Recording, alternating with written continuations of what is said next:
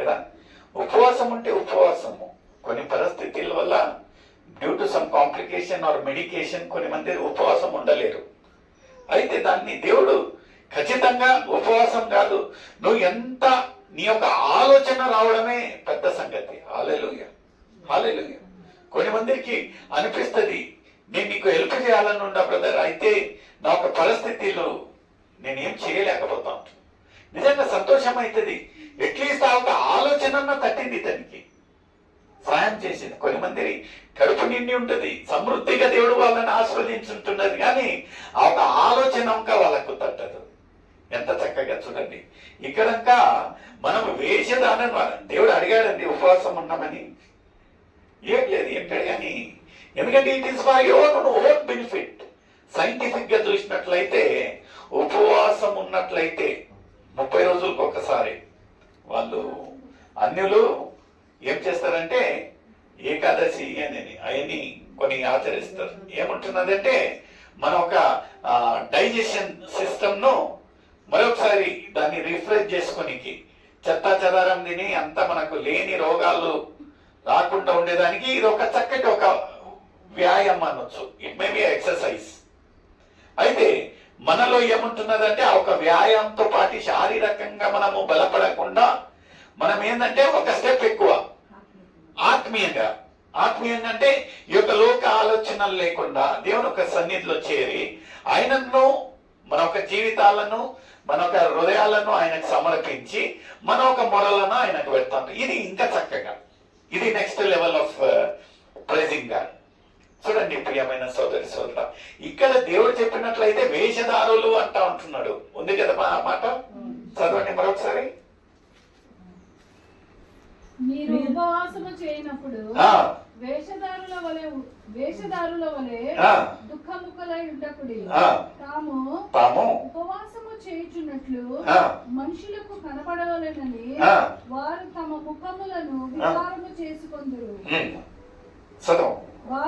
వారు తమ ఫలము పొంది ఉన్నారని నిశ్చయంగా మీతో చెప్పుచున్నాను. ఉపవాసము చేయుచున్నట్లు మనుషులకు కనబడవలెనని కాక రహస్యమందున్న. చూడండి, ఉపవాసం ఉన్నప్పుడు మనము ఏదో నలుగురికి తెలియాలన్నట్టుగా కాదండి, రహస్యంగా దేవునికి తెలియని విషయాలు ఏముంటున్నాయి చెప్పండి. దేవునికి తెలియని విషయాలు ఏముంటున్నాయి. అయితే the power must be so, the prayer must be so powerful. నిజంగా కొన్ని మంది సాక్ష్యాలు చెప్తారు, బ్రదర్ నేను ఉపవాసం ఉన్నా బ్రదర్, నిజంగా దేవుని కార్యాలు చేశారు. నువ్వు ఉపవాసం లేకున్నాను దేవుడు కార్యాలు చేస్తాడు. అయితే ఉపవాసం లేనప్పుడు ఏమవుతుందంటే ఆ ఒక అంత సమీపంగా నువ్వు దేవునికి ఉండవు, దేవుని దగ్గర ఉండవు. నీ దృష్టి నీ యొక్క ఆలోచనలంతా లోకరీతిగానే సంసారిస్తారు, కానీ ఇట్టా ఏ 1-to-1 దేవునితో సంభాషణ ఉండదు. అందుకని మన ఒక ప్రార్థనలకు ఆ ఒక జవాబులు ఉండవు. నిజంగా ప్రియమైన సోదరి సోదరుడా, ఎలా ఉంటున్నది ఎంత చక్కగా చూడండి. ఎప్పుడు మనం ప్రార్థించాలి, ఏ విషయంలో ప్రార్థించాలి, ప్రార్థించినప్పుడు మన ఒక విశ్వాసం ఎలా ఉండాలి, ప్రార్థించేటప్పుడు మనం ఎలా ఉండాలనేది ఎంత చక్కగా దేవుడి యొక్క లేఖనాల ద్వారా మనతో మాట్లాడుతూ ఉంటున్నాడు. అదే రీతిగా లూకా రాసిన సువార్త 2వ అధ్యాయము 36వ వచనం చదవండి. మరియు ఆషేరు గోత్రికురాలను పనుయేలు కుమార్తె అయిన అన్నా అను ఒక ప్రవక్తి ఉండెను. ఆమె కన్యత్వము మొదలు 7 ఏళ్ళు పెనిమిటిని సంసారి చేసి బహుకాలము గడిచినదై 84 సంవత్సరములు విధవరాలై ఉండి దేవాలయము విడువక ఉపవాస ప్రార్థనలతో రేయింబగలు సేవ చేయుచుండెను. ఆమె కూడా ఆ గడియలోనే లోపలికి వచ్చి దేవుని కొనియాడి యెరూషలేము విమోచన కొరకు కనిపెట్టుచున్న వారి అందరితో ఆయనను గూర్చి మాట్లాడుచుండెను. ఇక్కడ చూడండి, ఈ యొక్క స్త్రీ గురించి ప్రత్యేకంగా రాయాల్సిన పని ఏముంటున్నదంటే, మనము ఎక్కువ కాలము ఈ యొక్క లోకరీతిగా అయిన తర్వాత ఇంకా కొన్ని మంది రిటైర్మెంట్ అయ్యేంత వరకు, రిటైర్మెంట్ అయితే నన్ను నేను సమర్పించుకుంటా బ్రదర్ అంటారు. నిజంగా రిటైర్మెంట్ వరకు దేవుడు వాళ్ళను చల్లగా కాచి కావడంటే దేవునికి స్తోత్రం. రిటైర్మెంట్ తర్వాత ఇంకా కొన్ని మంది ఇంకా ఎక్కువ గజిబిజి అయిపోతారు. నాకు తెలియదు ఏమి. ఈ యొక్క స్త్రీని మనం చూసినట్లయితే ఆమెకు పెళ్లి అయి ఉంటున్నది, పెనిమిటితో సంసారంగా చేసి ఉంటున్నది. ఆ తర్వాత విధవరాలైన తర్వాత ఆమె ఒక జీవితంలో ఎంతకాలం అని రాసి ఉంటున్నది, నమోదై ఉంటున్నది 7 ఏళ్ళు అయింది. తర్వాత 84 సంవత్సరాలు. చూడండి, మనము మన యొక్క జీవితాలలో దేవునికి సమీపం ఉండాలి, దేవుని యొక్క కార్యాలను చేయాలి, దేవునికి సేవలు ఉండాలంటే నిజంగా ఆ ఒక ఆలోచన మనకు ఉండాలి. ప్రియమైన సోదరి సోదరుల, మనకు ఆలోచన ఉండదు. ఎప్పుడు అంటే మనం అన్ని కార్యాలు చేసిన తర్వాత the last and the least ఎవరికి ఇస్తాం ఆ యొక్క ప్రాముఖ్యత? అప్పుడు దేవుని కాడికి వచ్చి దేవుని గురించి నిజంగా ఇది ఏం తప్పని కాదండి నేను చెప్పేది. ఒక్కొక్కసారి మనం చూసినట్లయితే దేవుడు మనస్సు నొచ్చుకొని, ఎందుకంటే ఈ wants the first and the best. కయ్యని ఏబేల్ విషయం అందరికీ తెలిసిన ఒక విషయమే. ఇద్దరికి ఆ ఒక కృతజ్ఞత భావం ఉన్నది. ఇద్దరు దేవునికి అర్పణాలను చెల్లించారు. అయితే దేవుడు ఎవరిది ఇష్టపడినాడండి? ఏబేలు. ఎందుకంటే శ్రేష్టంగా ఇయ్యడముగా శ్రేష్టంగా ద ఫస్ట్ బోర్న్.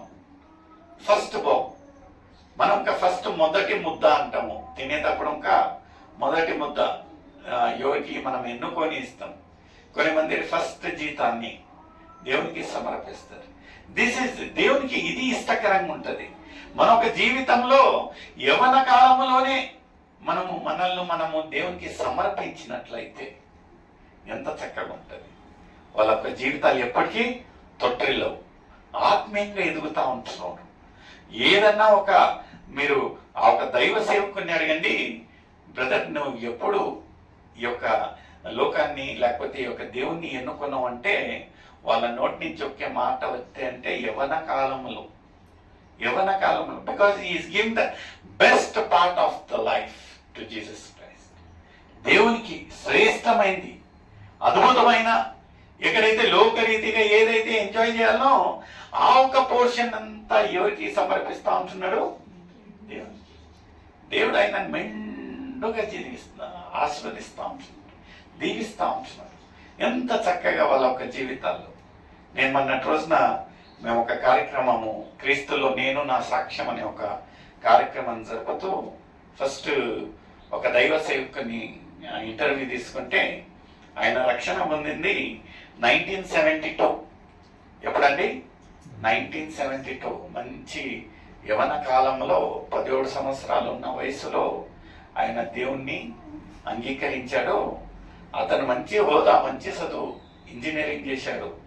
అయితే ఇంజనీరింగ్ చేసినట్లయితే అందరి తల్లిదండ్రులతో పాటు ఆయన ఒక ఆలోచన ఏముంటుందంటే లైఫ్లో బాగా సెటిల్ అయ్యి మంచిగా డబ్బు సంపాదించుకొని నేను నా ఒక జీవితాన్ని. అయితే అతను చెప్పింది ఏంటంటే, బ్రదర్ ನಾ ಇನ್ನು ಮಟ ಯಾರೋ ಕೈ ಕೆಳಗಡೆ ನಾ ಕೆಲಸ ಮಾಡಿಲ್ಲ, ಎಲ್ಲೋ ನಾ ಕೆಲಸಕ್ಕೆ ಹೋಗಿಲ್ಲ. ఇంతవరకు దేవుడు ఆయనను చక్కగా కాచి కాపాడుతూ ఉంటాడు. ఇప్పటికీ ఆయన వయసు వచ్చేసి దాదాపుగా 17 సంవత్సరాలు, 72 అంటే ఇప్పటికీ దగ్గరగా 70 కాదు 60 ప్లస్. ఇంతవరకు ఆయనకు ఆ లోటు అనేది లేదు. ఒక్కసారి మన ఒక జీవితాలను దేవునికి మనం సమర్పించినట్లయితే దేవుడు ఎలాంటి నీ ఒక స్థితిగతి ఉన్ననో దేవుడు ఆ యొక్క స్థితిగతులను మార్చడానికి వేచి ఉంటున్నాడు. అయితే